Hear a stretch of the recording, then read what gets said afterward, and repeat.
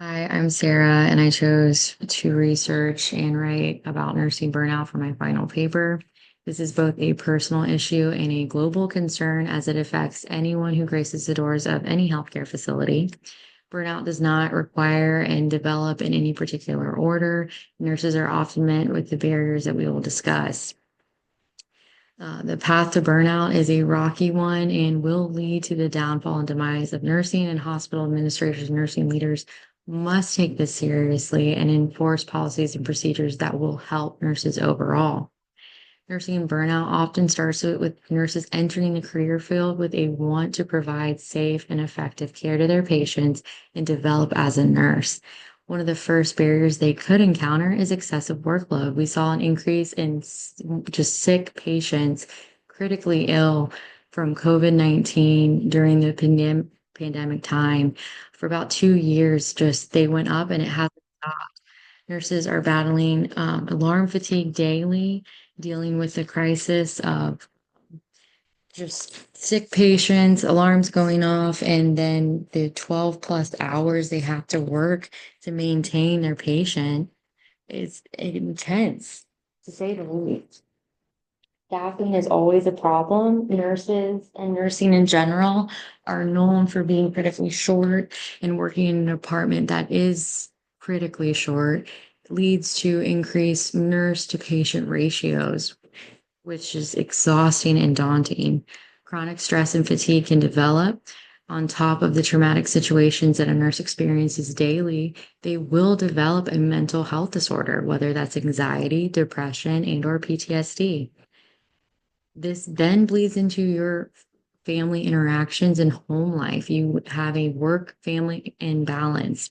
There is no solace. You take home the bad, and unfortunately, that goes into your family interactions, whether that's dissociating or being shorter with them and not being able to handle and process issues you normally would. Issues from home can be brought back into work, unfortunately, and that bleeds into our interactions with our leaders, with our colleagues, and with our patients. Quality of care cannot be sustained in any way with a nurse that is just exhausted emotionally, mentally, physically, and even spiritually from burnout. You cannot give the attention to detail that is needed to provide safe and effective care when you are just stressed out of your mind. You do not see the little things. And this is a patient safety concern overall that will and does lead to patient harm. A nurse cannot sustain their emotional and mental well-being in a career that is just this difficult and offers no solace. Nurses will leave and do leave because of burnout. Burnout is the downfall of nursing if left untreated. There is light at the end of the tunnel, though. Hospital administrators and nursing leaders can manage and prevent burnout by allowing for a debrief after any traumatic event, whether that's a code and or just a stressful patient situation, allowing for increased work flexibility. This is twofold in allowing for nurses the ability to take time off as needed, and also not calling a nurse after a 12-hour shift, leaving work at work.